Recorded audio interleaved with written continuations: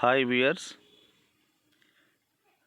myself J. Swami, Assistant Professor of Zoology, Government Degree College for Women, Nalgonda.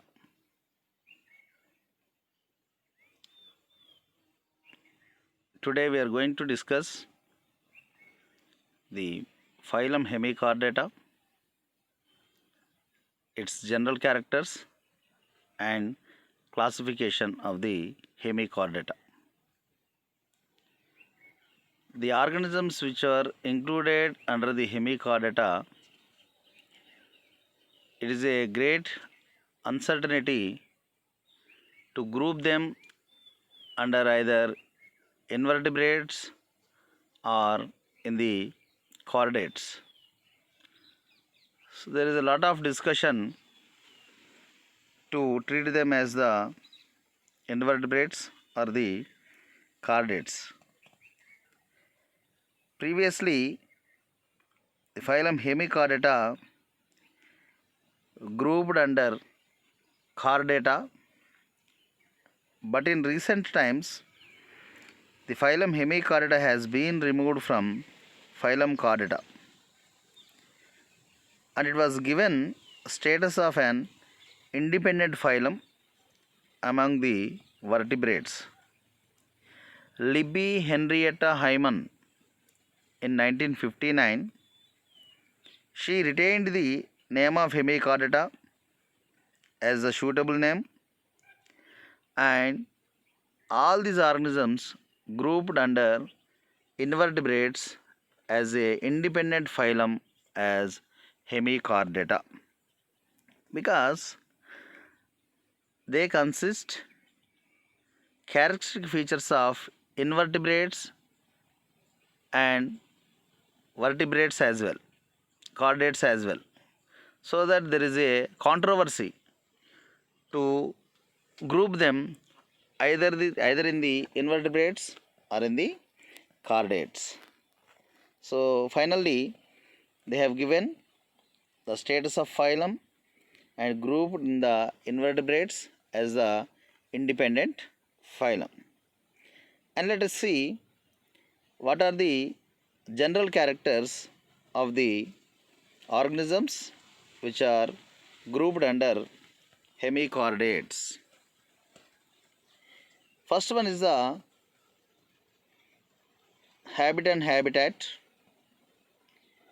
All the hemichordates are solitary forms. Solitary means they are independently living,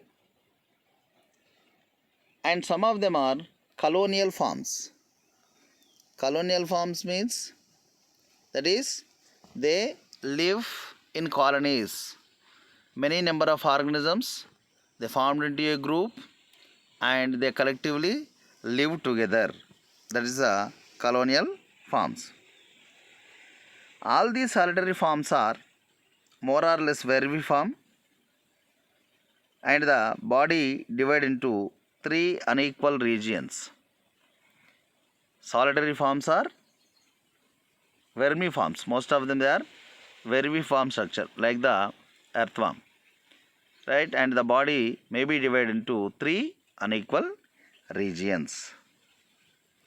And the most interesting thing is their habitat.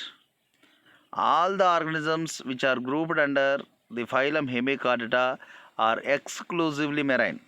Although they are aquatic, they may not live in the fresh water. They are not at all the freshwater forms. They are exclusively marine. They tend to live in the sea water, ocean water only. They may not find out anywhere in the freshwater rivers, lakes, ponds, and the freshwater water bodies. They are exclusively marine. And the size may be vary. The size may be varies from moderate to great length. The length may be vary from one organism to another organism. Some of them they grow up to moderate size, and some of them they are grow very lengthy. Exclusively marine forms, and the length may be varies from moderate to very great length. And coming to the nature of the hemichordates, here they are triploblastic animals. As we know, as the students of zoology, based on the number of germinal layers that present in the developing embryo, the animals are divided into two groups, diploblastic and the triploblastic. Diploblastic animals, they have only two germinal layers, whereas the triploblastic animals, they have the three germinal layers, that is the outer ectoderm, inner endoderm and the middle mesoderm. Ectoderm, outer one is the ectoderm, inner one is the endoderm and the middle one is the mesoderm. Those animals which have the three germinal layers during the embryological developmental periods, they should be considered as the triploblastic animals. Now, the organisms under the hemichordata, they are triploblastic in nature. They exhibit triploblasticity. Triploblastic means presence of three germinal layers, outer ectoderm, inner endoderm and the middle mesoderm, so that they known to be called as the triploblastic animals. And the next feature is symmetry. They exhibit bilateral symmetry. They exhibit bilateral symmetry.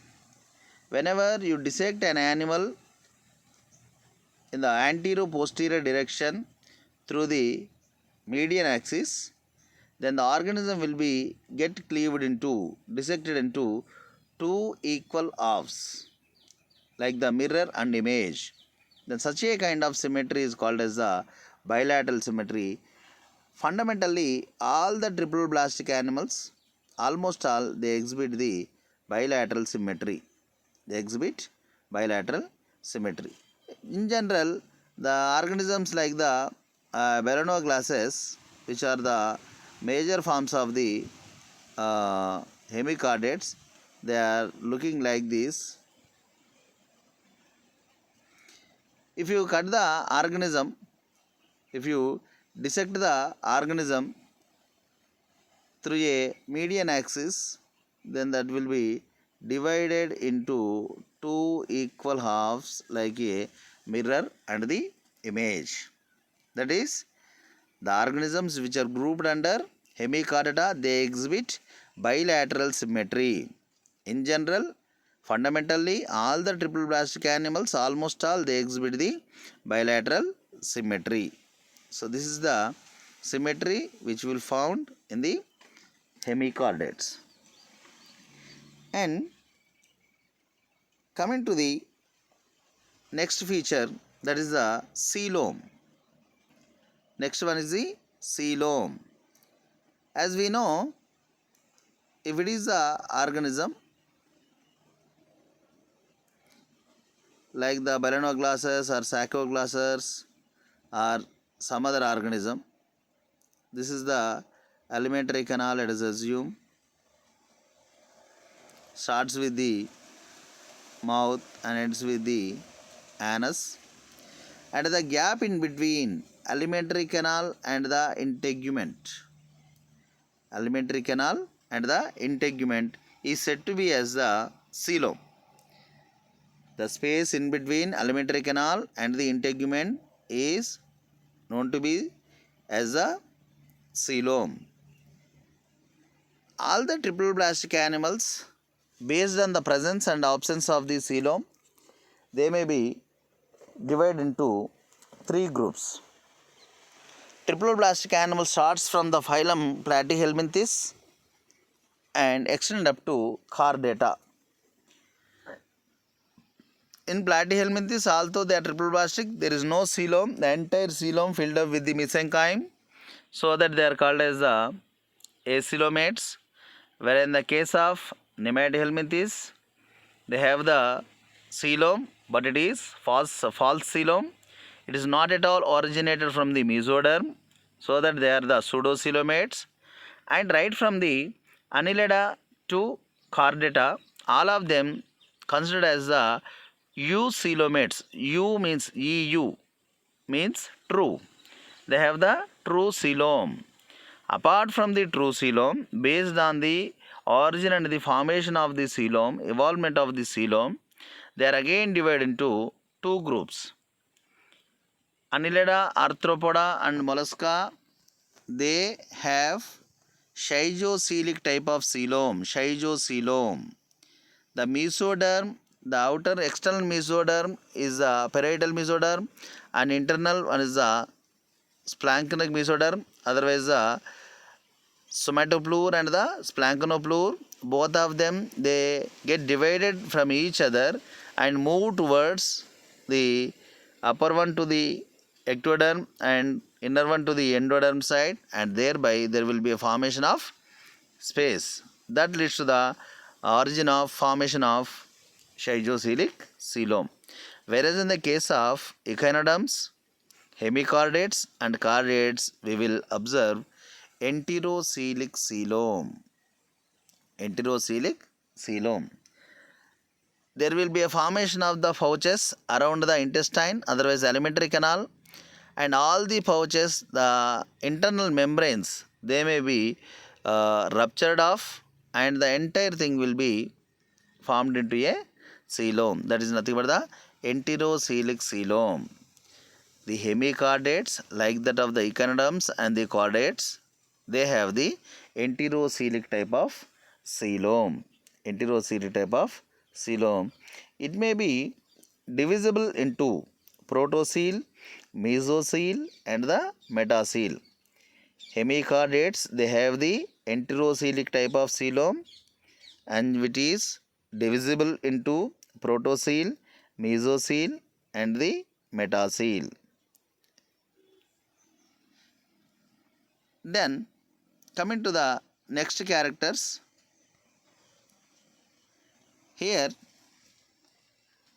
see the body nature, where the body is worm like the earthworm, very soft and smooth body. They have soft and smooth body. Already we discussed that is the length may be varied. Some of the organisms, they are moderate in length, and some of them, they have great length. They have great length. Then the entire body of the animals may be divided into three unequal parts. Three unequal parts. Just now we discussed that. So this is the proboscis, and this is the collar, and the entire thing, this is the trunk. Body is divided into three parts. The anterior portion is known as the proboscis, and followed by a small collar-like structure, which is known as the collar, band-like structure, which is known as the collar, and it is extended into the form of an elongated trunk. Elongated trunk. So that is body is divided into three regions, three parts, namely proboscis, collar and the trunk. And if you observe the body wall is covered by a ciliated epithelium layer. Body wall, for example, this is the body wall. It is covered by ciliated epithelium layer. So these are the cilia, and the single layer is the epithelium. Body wall is covered by outermost layer of a single celled layer, epithelium layer, which is known as the ciliated epithelium. And we will find out here and there numerous glands, otherwise the gland cells. We will find out numerous gland cells and as well as the nerve cells and as well as the nerve cells. Below the body wall, we will find out numerous gland cells and some of the neurons or nerve cells. And below the epithelium, we will find out a layer of circular muscles, a layer of circular muscles and another layer of longitudinal muscles. Another layer of longitudinal muscles. So this is the structure of the body wall. In general, body wall covered by ciliated epithelium. Just below the ciliated epithelium, we will find out numerous glandular cells along with the nerve cells. Numerous glandular cells and the nerve cells. Just below that, we will find out muscular layers. One layer of circular muscles, another layer of longitudinal muscles are present. All of them, they form the body wall. All of them, they form the body wall. Then come to the various systems and the structures, visceral organs. Now here, come to the alimentary canal. Alimentary canal is complete. What is the meaning of complete alimentary canal? Is in each and every organism, the alimentary canal starts with the mouth, followed by buccal cavity, pharynx, and esophagus, stomach, small intestine, large intestine, like that, and finally end with the anus. Alimentary canal, if it starts with the mouth and ends with the anus, then that is complete alimentary canal. It is termed to be as the complete alimentary canal. So because of the vermiform structure of the individuals, the alimentary canal is somewhat U-shape. At one end, we will find out the mouth. At another end, we will find out the anus. Mouth and anus are present at the opposite ends of the alimentary canal. This kind of alimentary canal is called as a complete alimentary canal. So due to its form, vermiform, it may be seen in U-shaped alimentary canal, and complete alimentary canal is seen in the case of hemichordates.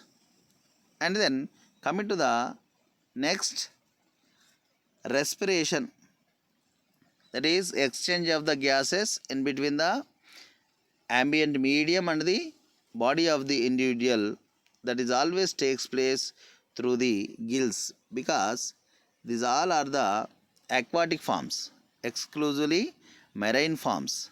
So there is a special region to allocate the gills. There are several pairs of gills which act like the respiratory organs in the aquatic medium. Branchial respiration takes place, aquatic respiration takes place through the mediation of gills. There are several pairs of gills are present in the branchial region of the animals. Respiration takes place through the gills. There are several pairs of gills are present, which exchange the gases in between the environment and as well as the body of the individual. Right?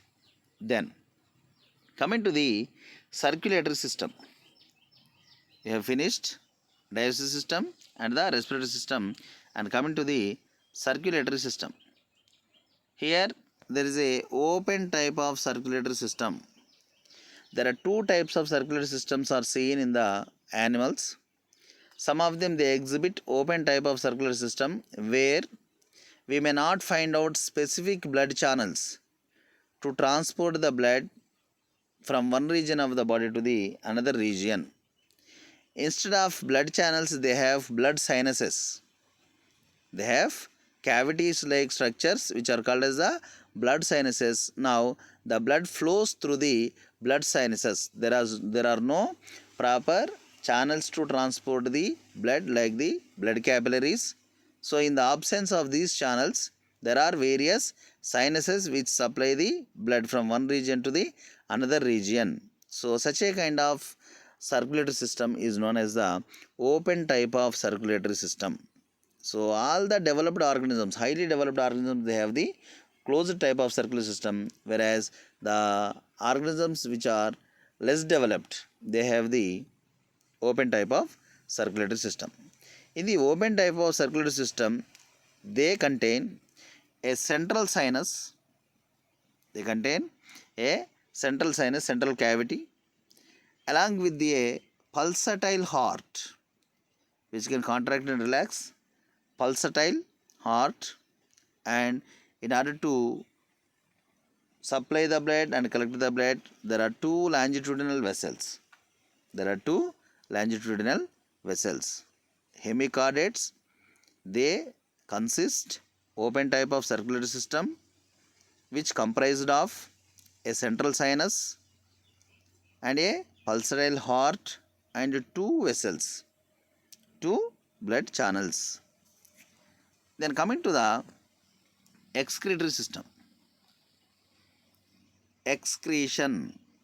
What is the excretion? How we will define the excretion is, as a result of various metabolic activities which are continuously running in the body of the individual, as a result of all these metabolic activities, there is every possibility to form different kinds of nitrogenous wastages. If the concentration of the nitrogenous wastages, if it is accelerated, if they present more, if they are accumulated, and that is fatal to the individual, so that eventually all these nitrogenous wastages, they should be removed from the body of the individual. Eventually they should be removed from the body of the individual. So removal of nitrogenous wastages which have been formed from the metabolic activities of the organism from the body of the organism into the exterior, that is defined as the excretion. Removal of nitrogenous wastages from the body of the individual, that is nothing but the excretion. And it has been done by a single glomerulus, as they are the inferior organisms, not well developed organisms, so that they consist a single glomerulus which is located in the proboscis. Just now we discussed there are three parts in the body.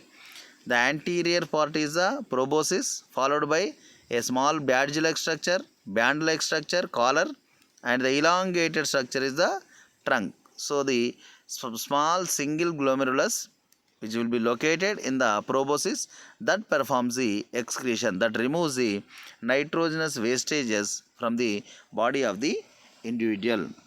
This is the excretion. Then coming to the next character,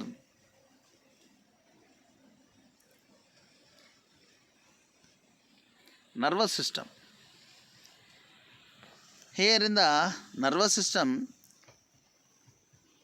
in the entire animal kingdom, for the first time we will see the neuronal cells, small neuronal cells in the porifera, but we will see the head-shaped, ladder-shaped nervous system in the coelenterate. Here, whenever you compare the nervous system of invertebrates with the vertebrates, so there is a less developed nervous system has been found in the invertebrates, whereas the highly developed nervous system is found in the vertebrates.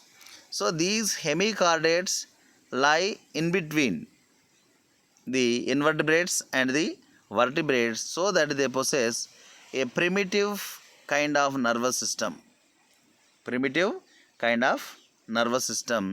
Which comprises an epidermal nerve plexus, intraepidermal nerve plexus.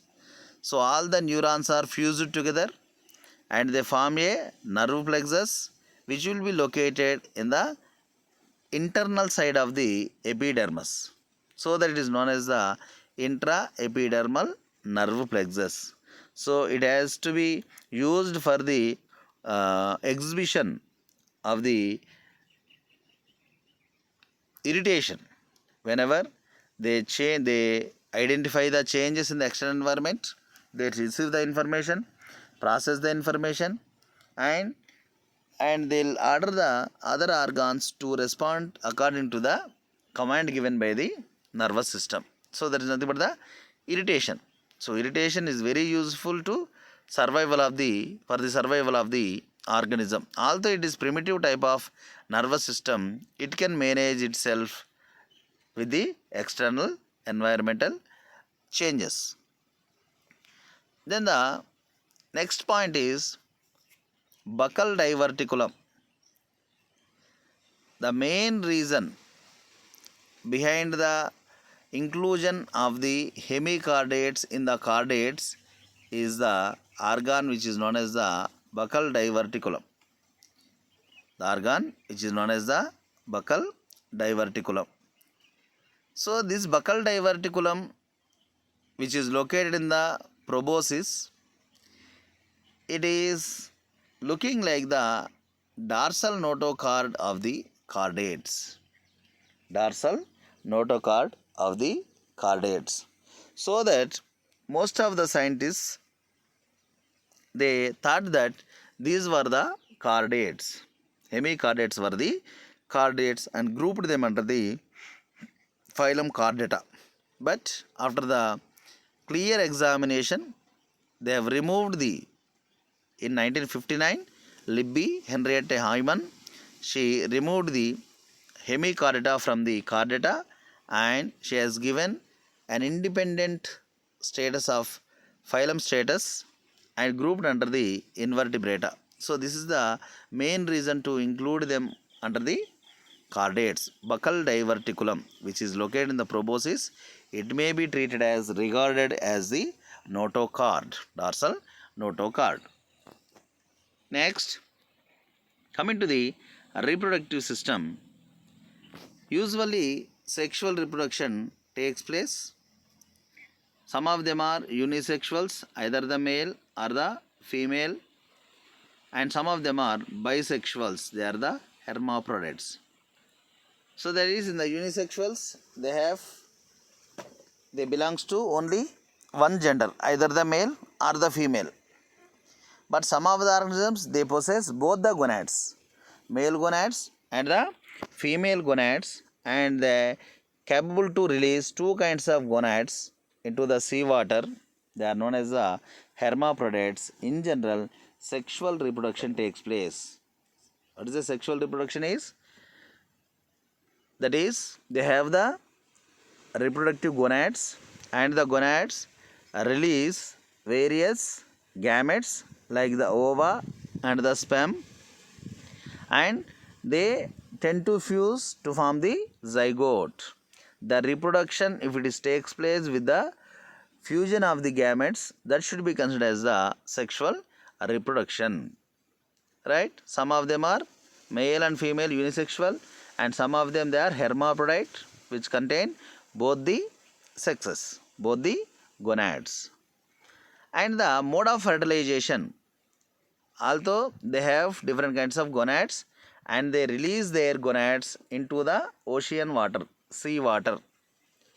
Thereby, in the water itself, not in the body of the individuals, but exterior to the body of the individuals, both the gametes, male and female gametes, fused together, fertilized together in the sea water, ocean water, so that it is known as the external fertilization. External fertilization, that is the fusion of gametes that takes place outside the body of the individuals, usually in the ocean water, sea water, because they are exclusively marine forms. And the development, after the formation of the zygote, it has to undergo various modifications and gradual developmental stages, right? They are the morula, blastula, gastrula, and the formation of 3 germinal layers and differentiation, morphogenetic movements. Finally, there is a formation of organogenesis, and finally they'll form into individuals. Okay, this kind of development is indirect in the case of hemichordates. Direct development means there is no formation of larva at all. There is no intermediate larval form. The eggs, otherwise the zygotes, they directly developed into adult individuals, otherwise the baby individuals, infants. There is no mediation of larval form. But here in the indirect development, there is a larval form in between the zygote and the highly grown individual, completely developed embryo. There is a larval form. So the larval form which we will see in the hemichordata is the Tarnaria larva. The Tarnaria larva always resembles the trochophore larva of the annelids. Trochophore larva of the annelids. So they exhibit external fertilization, and there is a indirect development, and the larval forms include Tarnaria larva. Larval forms include the Tarnaria larva. Now,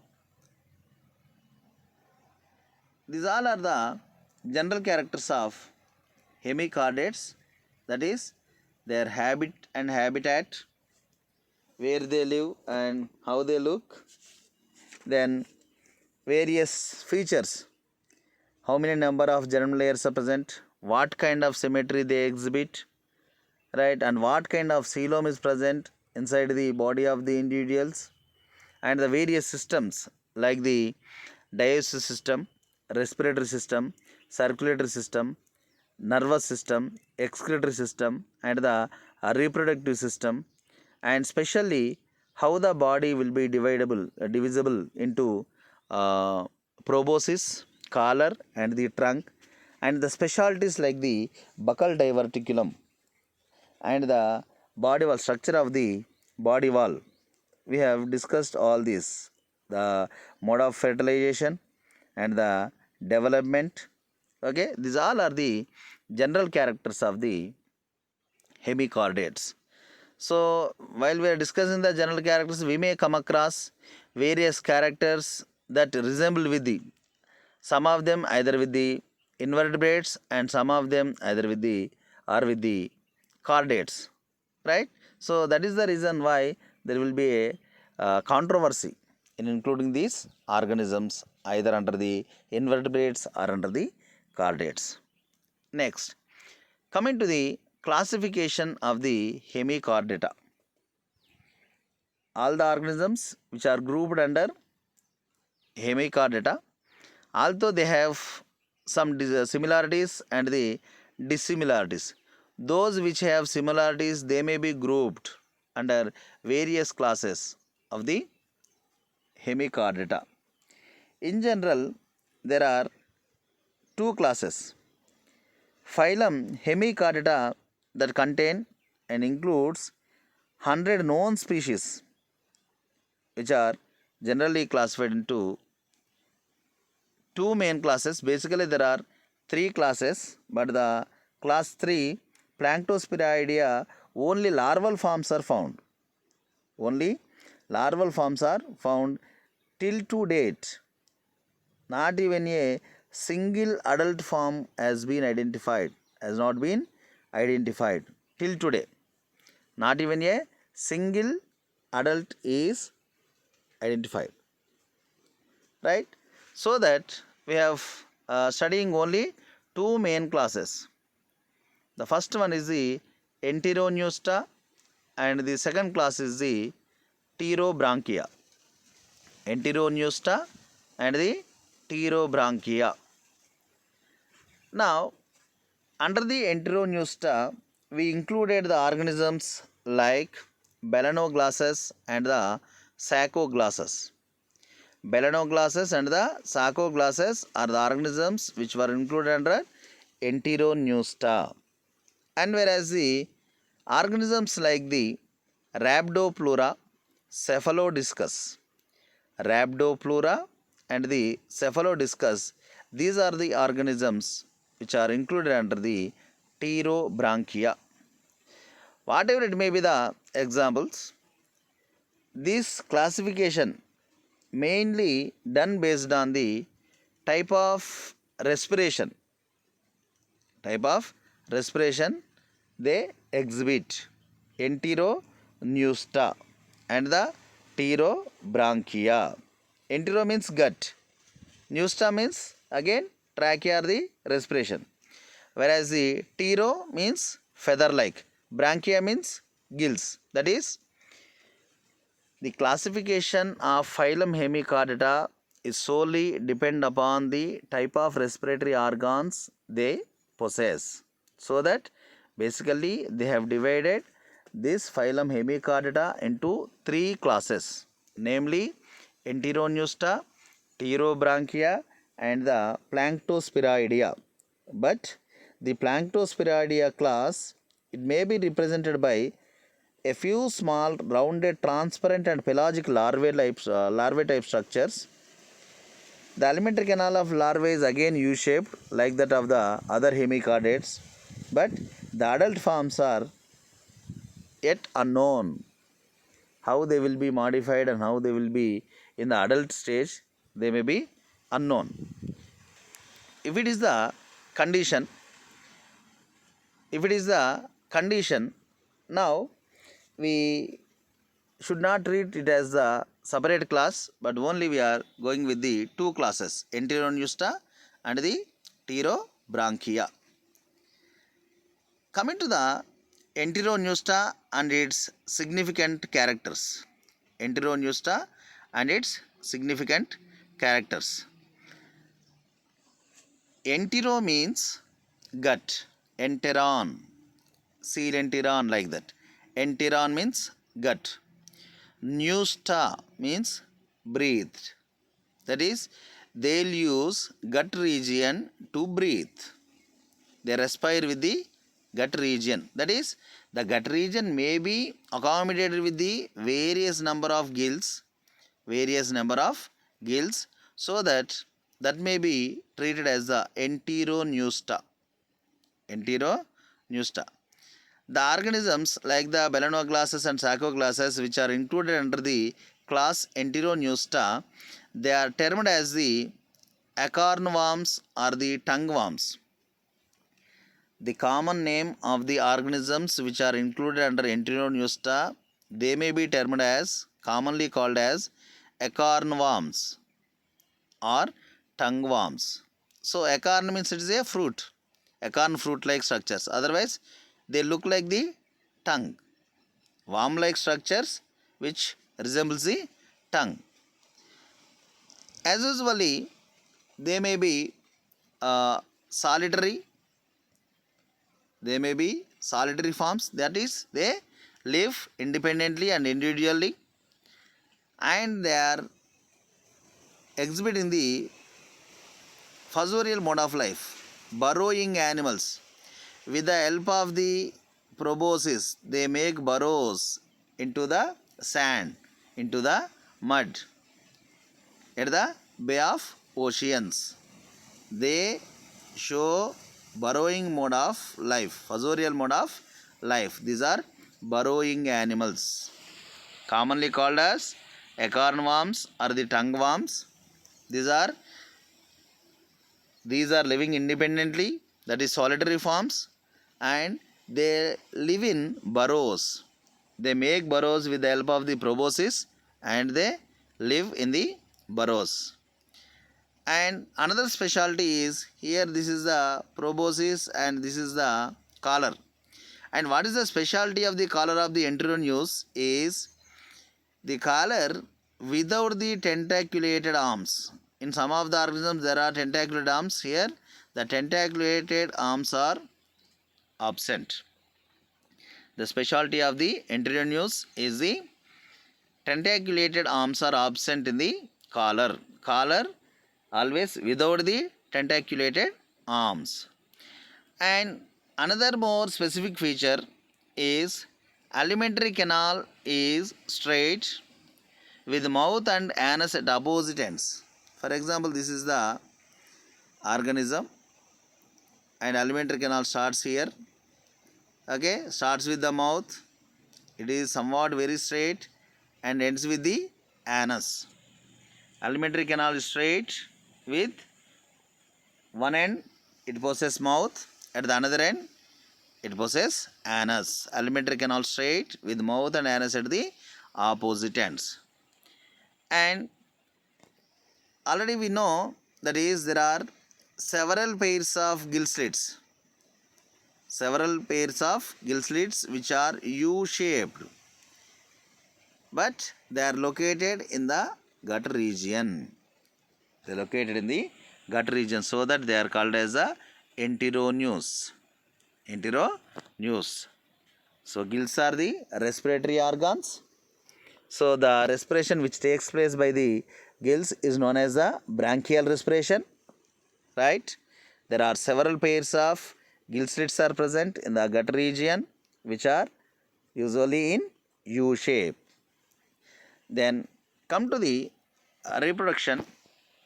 Sexes are separate, that is males and females are separate, and gonads are numerous, many number of gonads, many pairs of gonads are present which are sac-like. Numerous gonads are there and which are sac-like. Sexes are separate. They release the males release their sperms into the ocean, and the females they release female gavette, ova or eggs into the oceanic water, and thereby the fertilization takes place, and moreover the development is indirect. They exhibit a larval form in the life cycle. They exhibit a larval form in the life cycle. The fundamental larva of the hemichordates is the Tarnaria larva. The fundamental larva which will be shown in the life cycle of the hemichordates is the Tarnaria larva. These all are the characteristic features of enteroneus. The best examples are, just now we discussed, that is Balaenoglossus or the Sacoglossus. So let us see the diagrams of the Balaenoglossus or the Sacoglossus. Here, this is the Balaenoglossus, where we will find out a proboscis.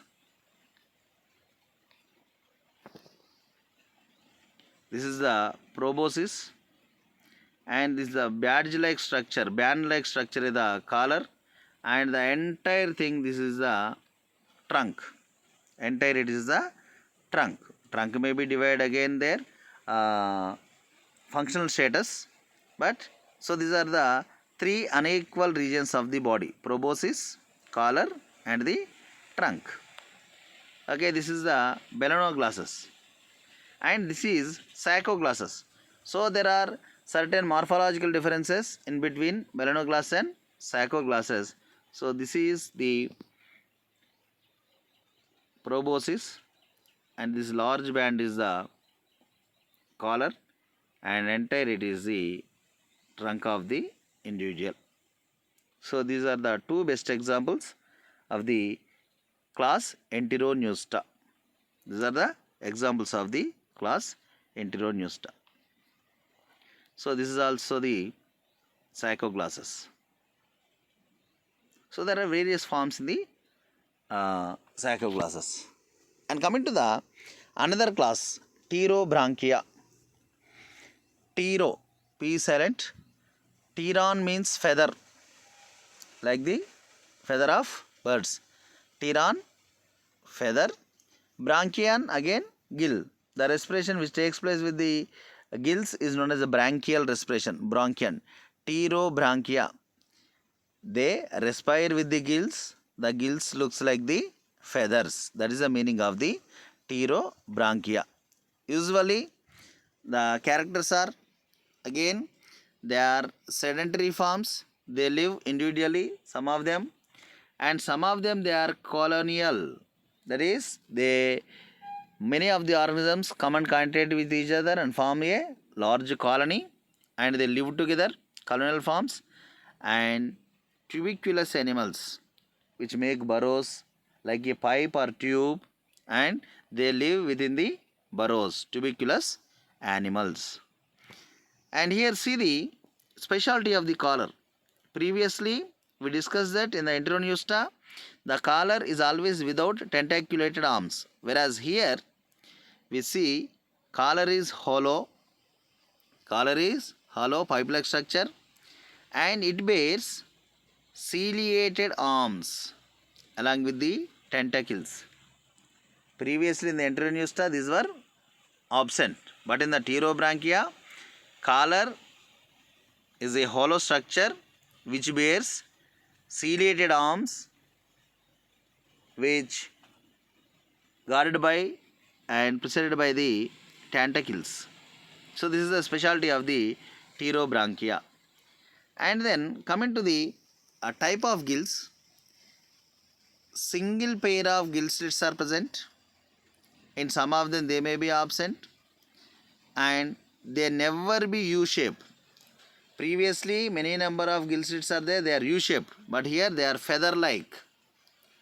The feather-like gills are present, one pair or no pair of gills, but they never U-shaped.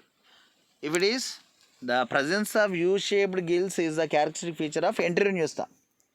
So such kind of U-shaped gills may not be present in the Pterobranchia. And coming to the digestive system, specialty of the digestive system, alimentary canal is U-shaped. Previously it was straight. In the Enteronusta it was straight, but it is U-shaped, and the mouth and anus lie on the same side. For example, this is the proboscis and the collar, and this is the trunk, let us assume. Okay, so this is the mouth, okay, is extended and like this. Okay, so the organisms are, most of them they are colonial or tuberculous animals, so they look like this. They are with the tentacles and feathers. Okay, mouth is here and the anus is extended up to here, and they lie on the single side. This is the mouth and this is the anus. They lie on the same side. They lie on the same side. That is the specialty of the Pterobranchians. Usually sexes are separate and single pair of gonads are present. That is, males and females are get separated.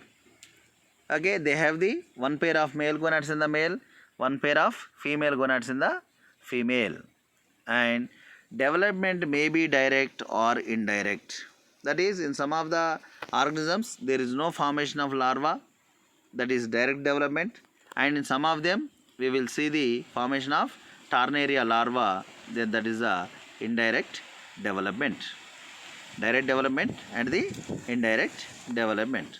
And let us see some of the examples like the Rhabdopleura and the Cephalodiscus, Ativaria. These are the best examples of the Pterobranchia. There are two orders in the Pterobranchia class Pterobranchia.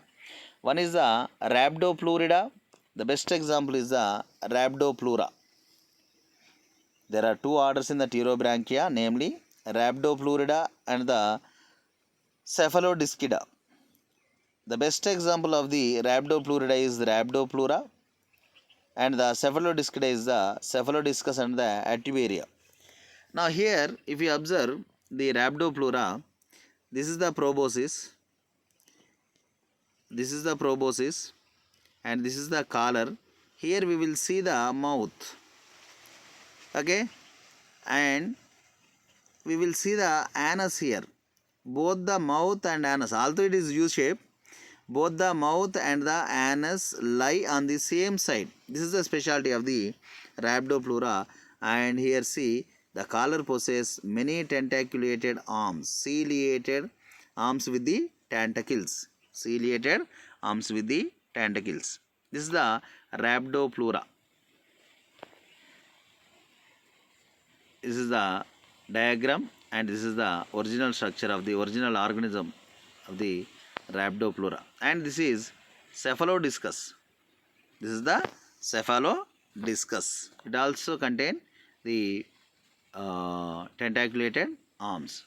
So it is a bean shaped body, U shaped body, and these are the tentaculated arms, right? Then this is the original organism. So up to this, these are the cephalodiscus. Okay. So what we have discussed is, that is the general characters of hemichordata and the classification of hemichordata and their examples and their beautiful images. Thank you.